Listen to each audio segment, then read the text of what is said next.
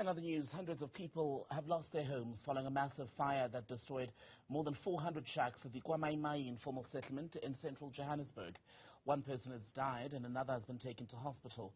Joburg Emergency Services spokesperson Nanakate Bekhiba says the fire broke out in the early hours of this morning.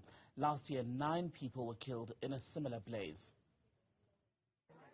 Yes, nothing to the government because kwa ID ayiko ang nayo iwallet yami shile everything ebisendlini angazi kahle kahle nje nengqondo isamile kahle kahle angazi ukuthi kwamele ngenze kanjani.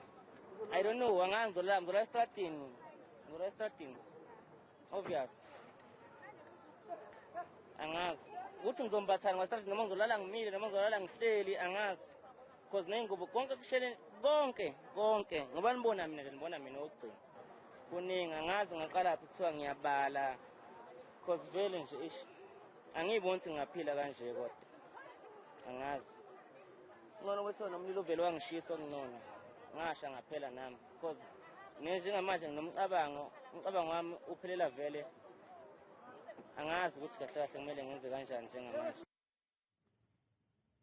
Let's talk more about the fire at Kwa Mai Mai in central Johannesburg. We're joined by the city's housing MMC, Mlungisi Mabaso.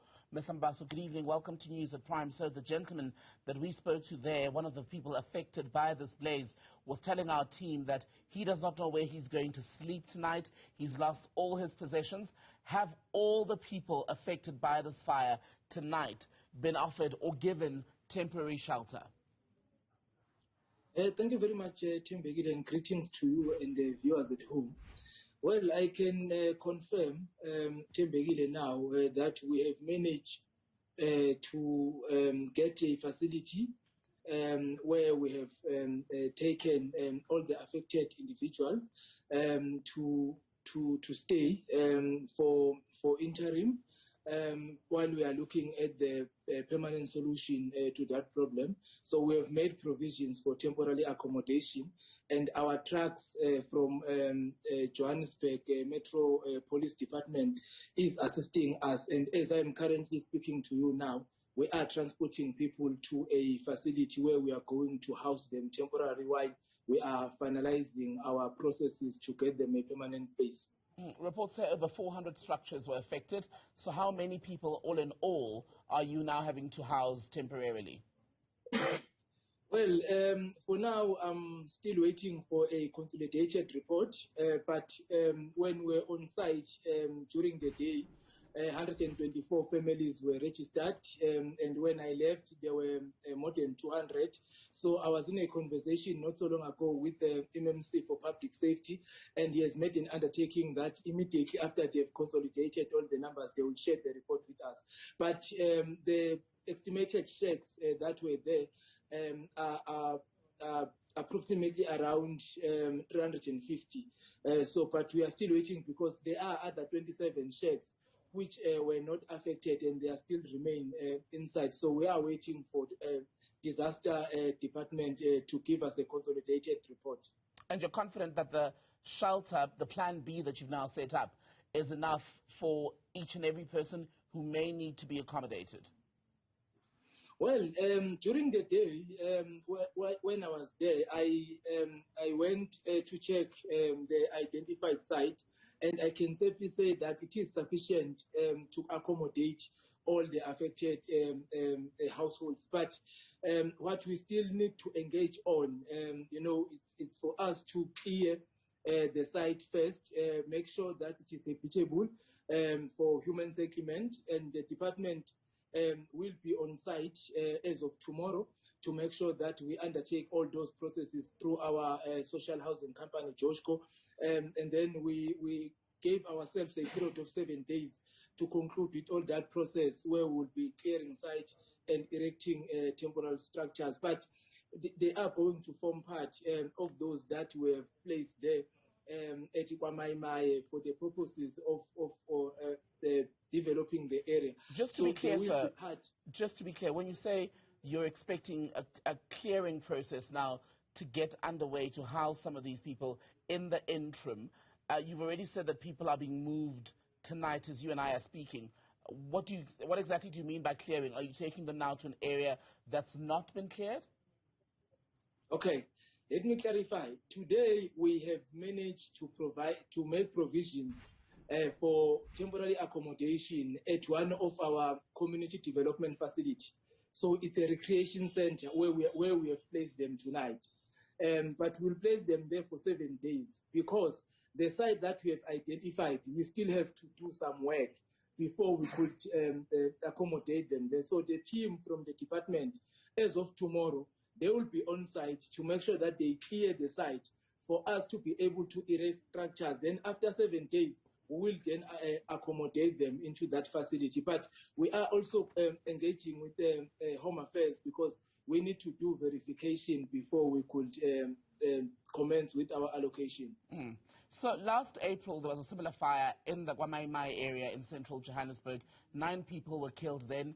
When you spoke, in fact, when Mayor Mpopalati spoke a few weeks ago, she said that some of those people are likely to benefit, if not all, from a new mixed housing development project that will have about 1,500 units. What is the long-term plan for these hundreds of people affected by this morning's fire? Well, the facility that got affected today is part of the future development of the precinct. So as we are still in the process of doing township establishment, so that particular facility is also included, is within the boundary within the precinct that we are going to develop. So as these people have been affected now by the fire, so then it also presented us with an opportunity as well, to expedite the processes of township establishment so that we conclude all the planning processes for the development. So I can confirm here that these people who are affected today are within, the earmarked precinct for future development, which will provide for the number of units that you have just alluded on. How long is the future? Because these are people who are without homes tonight. How long would the city be able to accommodate them, and when would they be able to move in to these new units? Well, development takes time in its very nature, but where we are going to accommodate them after 7 days, we are going to provide them with services. As much as it will not be temporary services, it will be interim services, but services will be there. That will also include the electrification, so they do not have to connect illegally. So because the development in a way will take long. Remember, we still have to conclude township establishment, submit our plannings to development planning. And the challenge on the other side, where the sheikhs caught fire, there is issue of underground water, and we still have to investigate the cause of that underground water. So while we are engaging into all those processes, we need to temporarily house them somewhere and provide them with all services so that at least while they are waiting, but they are able to have success to all basic services, including electrification, because we have come to realize now that most of the incidents relating to fire in our informal settlements are caused by illegal connections. So whenever we are making interim interventions or interim accommodation, we make it a point that we also provide for temporary electrification so that people do not connect illegally into the grid. Right. So the biggest challenge that you face overall, apart from Kwa Mai Mai, which is very much a clear example of the housing crisis in the city, is that you've got a housing backlog that runs around 480,000, and this was a figure given by Mayor Mpopalati a month or two ago. How rapidly is that list growing? Well, we are sitting at 480 people who are in need of houses, but those are people that are accounted for in a form of a waiting list. But to be quite honest, it's more than that, because you still have people in the hostel, you've still got other people in the informal settlements that have not applied for houses, but they are in need of houses. So it is a serious challenge for us in Johannesburg, and we have, in a way, introduced various programs to try and mitigate, against this backlog. But because of lack of resources, we are unable, in fact, to meet the expectation of our residents. But with the programs that we have introduced, like your informal settlements upgrade, your service stands, the redevelopment in hostels, because there are few hostels where we are doing refurbishment into the units that were vandalized previously. And with the mega project through Joshko and the Department of Housing has identified building in the inner city where we are converting them for low-cost houses. So there are quite a number of programs that we have introduced, but the reality is that we are dealing with a backlog of more than 500,000 people, and that will be seen as a drop in an ocean. But we are, in a way, trying to do something to mitigate against all these challenges that we have. And we hope that even though it's not going to take us a year or two to address it, but we hope that at least, in a period of 5 to 10 years, we want at least people of Johannesburg to see a different and seeing a list of people who are in need of houses being reduced. Mlungisi Mabaso, Joburg MMC for Housing, thank you for your time tonight.